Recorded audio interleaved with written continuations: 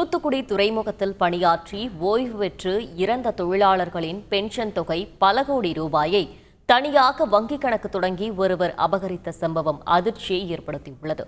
தூத்துக்குடி துறைமுகத்தில் சரக்கு கையாளும் தொழிலாளர் குழுமம் தனியாக செயல்பட்டு வந்தது.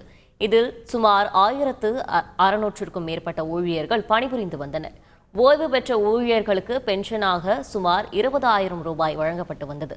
தொழிலாளர்கள் பலர் இறந்துவிட்ட நிலையில் அவர்களின் பென்ஷன் தொகை கணக்கு துறைமுக அதிகாரிகளால் முறையாக பராமரிக்கப்படாமல் இருந்துள்ளது.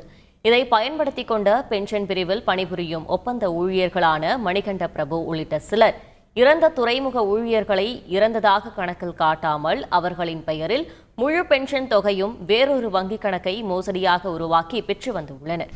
இதுகுறித்த புகாரை தொடர்ந்து தூத்துக்குடி துறைமுகத்தில் லஞ்ச ஒழிப்புத்துறை அதிகாரிகள் விசாரணை நடத்தி வருகின்றனர். செய்திகளை உடனுக்குடன் தெரிந்து கொள்ள உடனே சப்ஸ்கிரைப் பண்ணுங்க.